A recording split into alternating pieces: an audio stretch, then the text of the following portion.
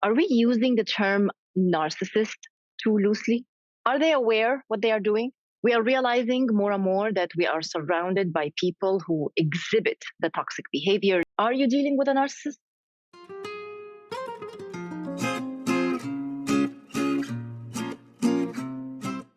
Welcome to part two of the episode, Are We Obsessed with Narcissism? In my previous video, I touched on some of the reasons why the term narcissist is being spread all over social media and why we keep on hearing about it from friends and people we just meet. Whether it's a romantic relationship with a narcissist, discovering that they have been raised by one, working or worked with one, or it's that friend you always felt uneasy around. We are realizing more and more that we are surrounded by people who exhibit the toxic behaviors that we now understand and can label as narcissism. I want to discuss with you today our use of the actual term. Are we using the term narcissist too loosely? Yes, actually, we are. Even I find myself calling everyone narcissist. That's because of the narcissistic patterns I'm so familiar with and the narcissistic abuse that I've been subjected to that got me on high alert, let's say. When in fact, people who exhibit some of the narcissistic traits or engaging in some of the behaviors are referred to as someone with narcissistic tendencies. Doesn't sound as nice and straightforward as narcissist, right? And it's too long. As a relationship coach specializing in assisting women who are struggling in walking away from a toxic relationship or after finally breaking away or on the healing journey, I am called to explain this in simple terms for people to have a better understanding. For an in depth explanation of who is a narcissist and how they are made, watch the episode titled What is Narcissism on my channel. Briefly, narcissism is a personality disorder. It's a spectrum. And a spectrum, in simple terms, is a range. Imagine a line on a paper in front of you where on one side there's a 0, and at the end point of that line there's a 10. The more behaviors the person exhibit, they will land on the line somewhere closer to 10. But not all people will be at that mark.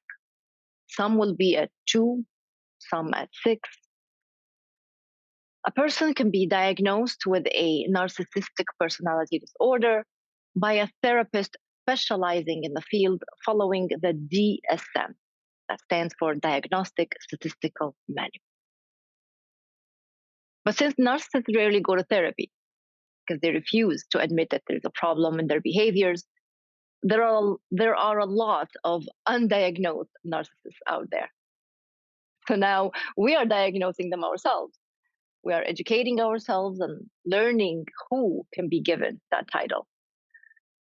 Those who are not severe on the spectrum, we can refer to them as people with narcissistic tendencies or patterns, which is still toxic.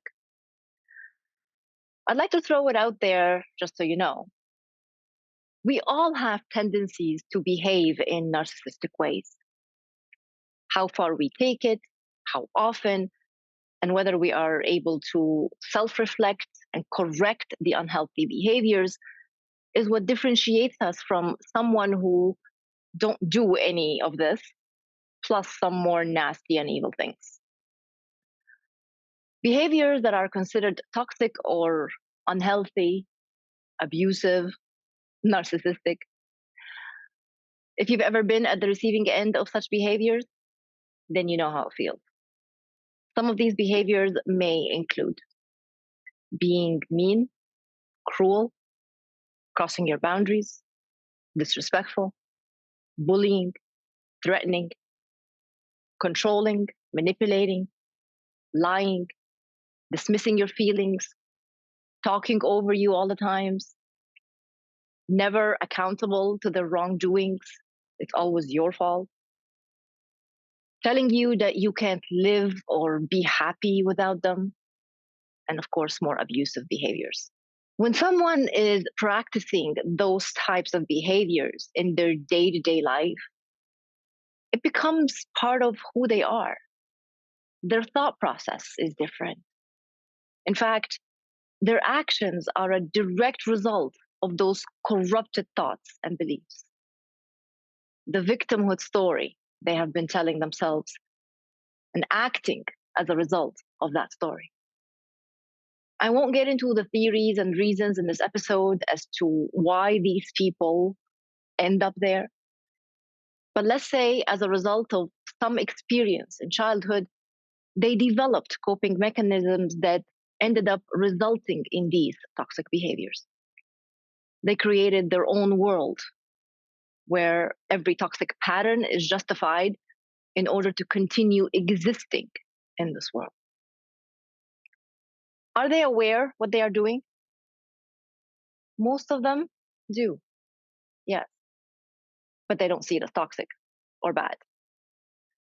Therefore, they cannot be excused because it has become a choice to be this person, to inflict pain on others, use others, lie, devalue, control, abuse. It's a choice. No one is doing these things or types of behaviors while asleep. They are consciously doing those things, and they justify it. They are, in fact, damaged themselves and need professional help, but they never admit it, and they rarely ever change. They're not capable. It's easier for them to deny there is anything wrong with them and that everyone around them are the ones to blame. Again, I talk more in detail about signs and red flags of being with a narcissist on this channel. So make sure to subscribe and educate yourself. If you're just realizing you are dealing with someone who exhibits some of those toxic traits, it's a big shock and overwhelming. And yes, you will try to explain it away and give excuses because you are stuck in the trauma bond.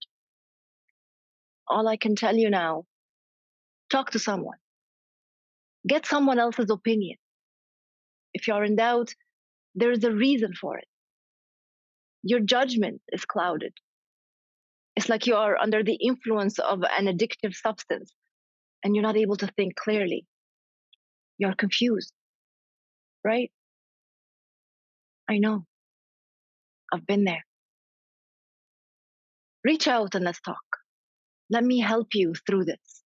And if you are not ready yet, then talk to a trusted friend. Just don't keep this to yourself, please. One key takeaway: not everyone can be labeled a narcissist, but that doesn't change the fact that the person in question may be behaving in ways that are narcissistic. Learn more about narcissism and decide for yourself. Are you dealing with a narcissist? And where on the spectrum are they? And what's holding you back from breaking it off and saving yourself? You may be able to find a way to live with someone on the low end of the spectrum. Just learn the techniques. The higher they are on the spectrum, though, the more dangerous they are. In most cases, the best thing for you is to leave and save yourself. Don't waste your life away hoping for a miracle to happen. I covered a lot on this topic. I hope it helped you. My contacts are in the description below. My intention and my mission on this channel is to help you uncover the abuse, empower you to rise above your trauma, and to rebuild your life, narc-free. And until next time, take care of yourself. Ciao, ciao.